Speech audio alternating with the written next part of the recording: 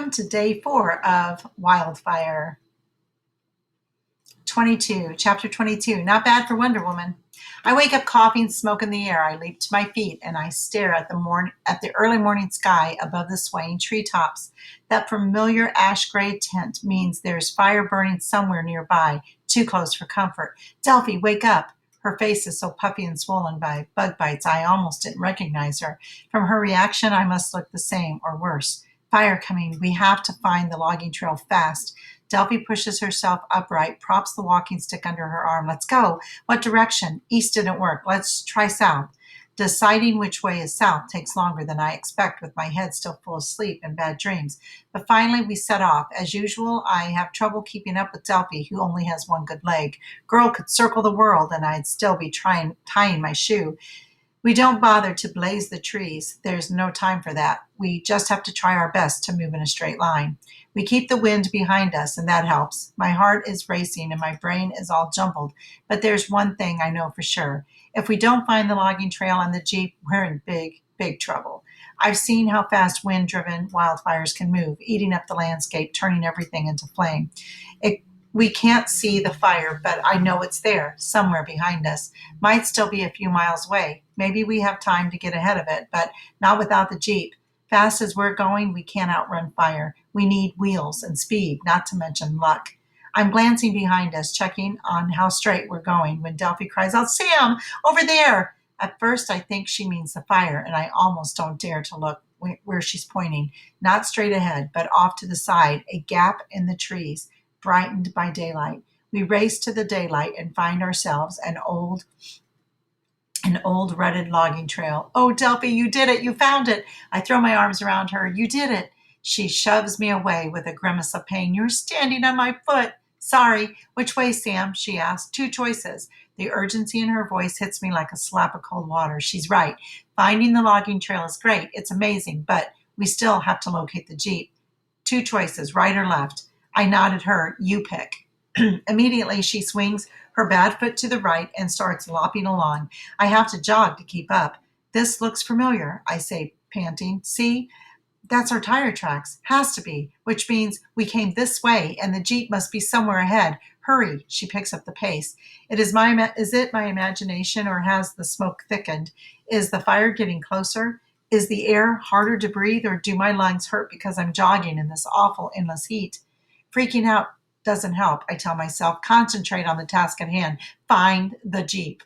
Then you can worry about levering off the tree and getting away from the fire and whatever else happens next. Taking things one at a time makes sense, and it sounds easy, but my mind is swirling with 1,000 thoughts and concerns. Escaping the fire, sure, but worrying about Mom is right up there.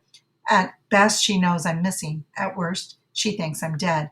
Is she sticking with the program, or has worrying about me set her back on the wrong path? How long has it been since the fire started? It feels like a week, but it can't be that long. Night at the logging camp is 1.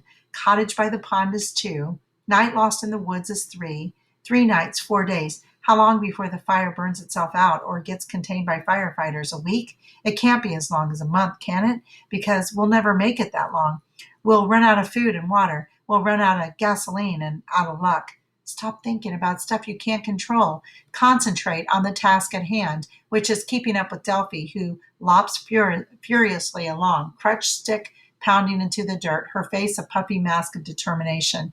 Ignore the smoky taste in your mouth and the ache in your lungs, and follow that girl. Ahead of us, the logging trail takes a curve to avoid huge lichen-covered rock, which rings a bell in my exhausted brain. I remember seeing that big rock out of the corner of my eye just before the moose appeared. Sure enough, there it is, the Jeep. It's still leaning against the tree exactly as we left it when we started chasing after the plane. Delphi limps up and whacks the vehicle with her walking stick. Yes! She turns to me with an expression of triumph. Not bad for a girl with a limp, eh? We slap 5. Are you kidding? Not bad for Wonder Woman. Hot snowflakes. What's that? Delphi wants to know, looking up at a patch of sky. We're searching along the logging trail for a branch that's strong enough to pry the Jeep off the tree, making sure we don't stray out of sight of the trail. 1 night lost in the woods is more than enough, thank you, when Delphi notices something in the air. It looks like gray snowflakes. Ash. I hold out my hand to catch a few flakes, still warm, blowing ahead of the fire, I guess. We don't have much time, do we? I don't know. Honest, Fat Freddy said it was moving a mile an hour, but that was yesterday. With this wind, who knows? Delphi sweeps hurriedly through the underbrush, using her stick to push aside old leaves and pine needles. This will do, she announces, lifting one end of sturdy spruce branches. I grab the other end and we drag it back to the Jeep. Delphi studies the vehicle and the tree it's leaning against and announces that we need to get high purchase. What's that? I asked. Best place to put the lever. Up high, just under where it meets the tree. Come around to this side and help me. The branch is about 6 inches around and maybe 10 feet long, and too heavy for one person to handle. With both of us sweating and grunting like weightlifters, we manage to jam the end in place. Hold the weight on your shoulder like this, she tells me. Harder for me because I'm shorter, but I manage to do it. And then we're pushing against the branch with all our might. Our backs are to the Jeep, so I can't see what's happening, but our big lever must be working because I can feel the weight shifting. Then suddenly we're falling forward, scrambling to avoid having the big branch fall on us, and there a whopping sound of steel and springs hitting the ground hard. The Jeep has landed upright in a cloud of dust and pine needles. I walk around it, surveying the damage. The windshield is smashed and the headlights shattered, but all four tires are holding air. We hurriedly grab the canned goods and jugs of water and load them into the back of the Jeep, along with Delphi's backpack. The smoke makes my eyes sting. You think it will start? She asks. Only one way to find out. I carefully climb into the driver's seat and test the steering wheel. Feels solid. I push in the clutch and then press my other foot against the starter pedal. The engine turns over but doesn't start, and the battery sounds weak. I get out from behind the wheel. That's it? You're giving up? I think it needs fuel. Like maybe the gas leaked out of the carburetor when it was tipped up on its side. Delphi helps me get the hood open. I'm trying not to panic with all the sweat and smoke. Sam, hurry up. I'm no mechanic, but I remember Dad working on his pickup truck, an older model, and adjusting the carburetor. Him explaining how it squirts gas into a mist that's inhaled by the cylinders or something like that. All I really know is that an engine needs fuel. Delphi pumped the gas pedal.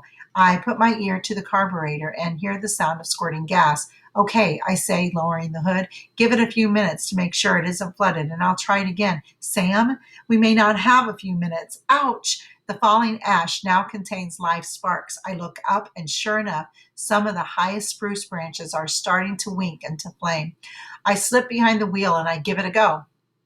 The starter turns over once, twice, and then the engine roars to life. And the next thing, we're speeding down that old logging trail under a shower of ash and sparks, me and Delphi and the Jeep, which seems to be alive as we are. Chapter 24, The Last Branch. 2 or 3 miles down the trail, we're out from under the falling sparks, mostly. I say mostly because, much to my surprise, Delphi pours water on my head and then explains that my hair was starting to catch fire. You look like a human candle, she says, very pleased with herself. It's not funny. It's kind of funny. A teeny little bit, she says, chuckling. You can smile now, Sam. We made it. We escaped. I start to say yeah for now, but then decided to keep my mouth shut. Maybe she has the right idea. Be happy when you get a chance. Never mind what may be coming around the next bend in the trail, but I can't help worrying about that. Look what one moose did to us. We'd probably have found a real road by now, not for that moose. Add to that the mistake of chasing a plane that couldn't possibly see us through tree cover, even if it was searching for us, which it obviously wasn't. So far we've been lucky, keeping ahead of the fire, but sooner or later our luck will run out. We'll make a wrong turn or make a bad decision, or the dirt bikers will catch up. One way or another, we'll find ourselves surrounded by flames, and that will be it. Sorry, Mom. I tried. I really did. I'm haunted by the fact that we don't know where we are, other than somewhere to the north and west of where we started. We don't even know exactly where the fire is or where it's going next. You'd have to be in a helicopter to see the shape of the fire. Visibility at ground level isn't much better than 100 yards in deep forest, and in some of the most overgrown areas, much less. I push in the clutch and shift to neutral. We slow to a stop. Delphi looks anxious. What's up? She wants to know. Let's try the radio again. Maybe Fat Freddy has some good news. Delphi nods, removes the little radio from her backpack, pulls out the antenna, and starts cranking. She presses the on button. Static. We're on the dial, she asks. 98.6. She tries fine-tuning, aiming the antenna around, but all we get is static. Maybe we're out of range, I say, trying not to sound disappointed. Or maybe he got rescued, or the generator ran out of fuel, or broke down. Maybe, she says doubtfully. I always thought it was funny the way he talks about broadcasting from the lowest official mountain, but even from the lowest mountain, he can probably see the fire coming from a long way off. He'll have time to get out of there. I hope so. The last time we tuned in, he sounded scared. Thinking about height and visibility gives me an idea. I put the Jeep in first gear and let out the clutch. We trundle along at about 10 miles an hour. I asked Delphi to keep an eye out for a tall, straight tree with climbable branches. Are you crazy? Is her first response. And then she goes, Oh, I get it. Maybe you can see where the fire is. Maybe. And I might even be able to spot a road if I get high enough. You have to promise you won't fall. I won't fall. I'm a good tree climber, I say, which is only partly a fib. It's true. I once climbed almost to the top of a tree outside our house, but it was a one-way trip. I was too scared to come down. Dad had to rescue me with a rickety extension ladder. Said I was worse than a cat, and if I tried again, don't forget to bring a parachute. Later, overhearing what he said to Mom, I realized he was as freaked as me. Dad was fearless about most things, and even though he never let me know it, he was scared to death I might fall before he got me. Finding the right sort of tree turns out to be harder than I thought. Delphi spots some really tall pines. White pines are the official state tree, but most of them don't have branches low enough to grab. It's not like we have climbing gear or even ropes, so it has to be a tree where I can climb branch to branch and high enough to get a clear view over the top of the forest. After 15 minutes or so of searching, Delphi points into the woods. Slow down. How about that one? Well, branches are too high. Yeah, but see that tree growing next to it, leaning on it actually? I stop and I turn off the engine. Might work. Let's check it out. The closer we get, the better it looks. The big tree rises straight up through the forest, has lots of sturdy looking branches starting at about 30 feet off the ground, and leaning up against it like a boxer that lost a fight is an old twisted tree with branches that are barely over my head. You're sure you want to do this? Delphi peers up into the mass of branches. It looks pretty sketchy.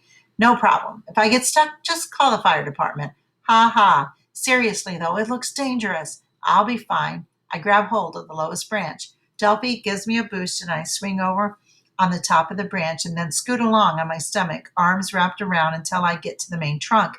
Then I stand up, start climbing branch to branch, always holding on with both hands. The old tree is so close to the big pine that switching over to the taller tree is easier than I thought. They say if you're scared of heights, you should never look down. Not a problem in this case because the branches are so full that I can see below me. All I can see below me are boughs thick with pine needles. They look almost soft, like if I fell, the boughs would catch me, and maybe they would. Not that I want to find out. No, I'm being as careful as possible, my hands sticky with pine sap from holding on so tight. Ever so often, Delphi shouts from below to ask if I'm okay, and I shout back. Her voice sounds farther and farther away, and still I can't see through the surrounding trees. Pausing to look up, I decide a few more branches in height will put me in clear, or as clear as it's going to get unless I go all the way to the top, which is impossible. Too skinny up there, too waving in the wind. Just two more branches, that's all I need to see my way clear. The last branch is the one that almost kills me. Chapter 25, Home Sweet Home. It happened so fast I can't hardly put it together in my head. I'm gone as high as I was going to go when I tried to stand up and my sweaty hands lost their grip. Next thing, I'm on my belly gripping the branch for dear life and struggling to catch my breath because the wind has been knocked out of me. Close call. Way too close. I wrap my arms and legs around the branch and I close my eyes and tell myself to be calm. A bad thing almost happened, but it didn't. Slowly, the air comes back into my lungs and my heart slows down to something like normal. Sweat drips from the end of my nose, splashing on the pine needles one branch below. On the ground at the base of the tree, Delphi shouts, Sam, are you okay? The whole tree shook. Sam, Sam. Takes a lot to gather enough strength to reply. I'm okay. Just slipped. It's all. Delphi isn't visible. Too many branches in the way. But I can picture her expression as she shouts up, You better not fall, Sam. If you fall, I'll kill you. Understand? Promise me you won't fall. I promise. Come down, please. Probably I'd be as worried as she was. if she was up in the tree and I was on the ground, but there's no way I'm coming down until I've seen whatever there is to see. So I gather my strength and I tell myself it will be okay as long as I'm super careful. And then, very slowly, I stand up, gripping the pine bough to keep my balance. Imagine your head is a periscope, rising just above the treetops.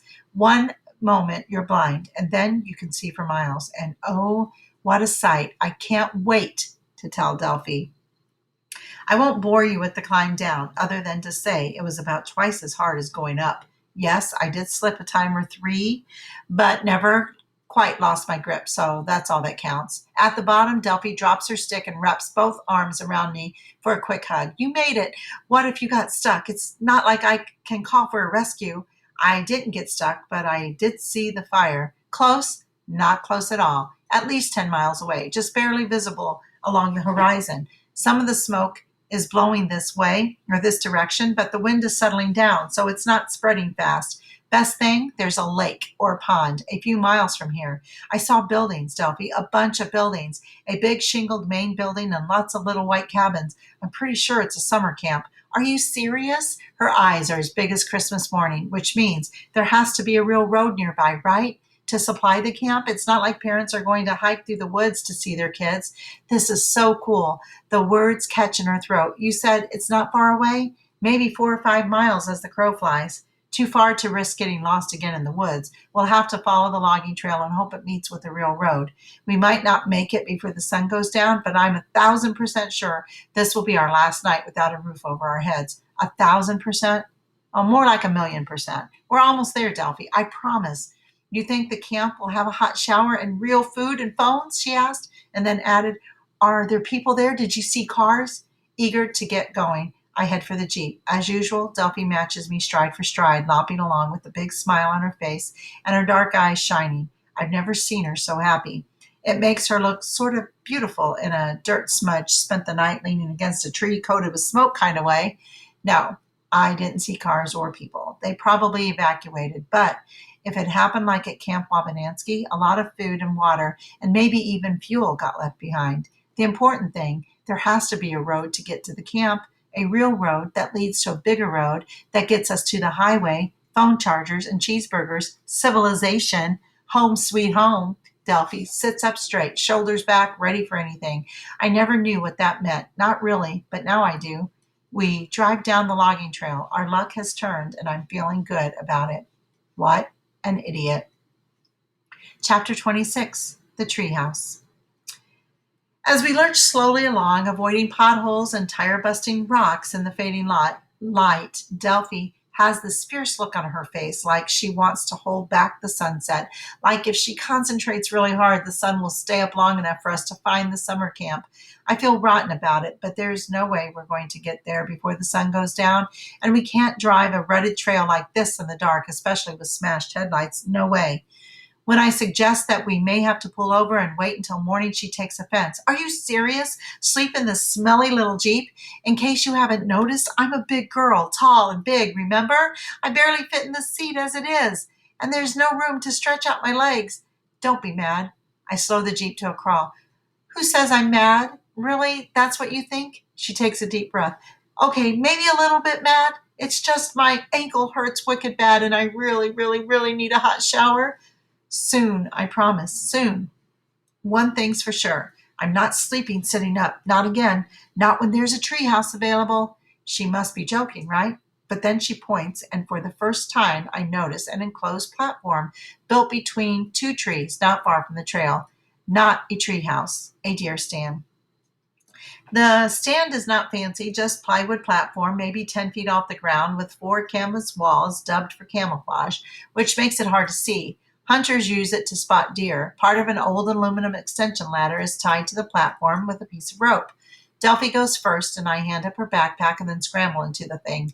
The floor is creaky and covered with old pine needles, but she's right. It's better than sleeping up against a tree or in the Jeep.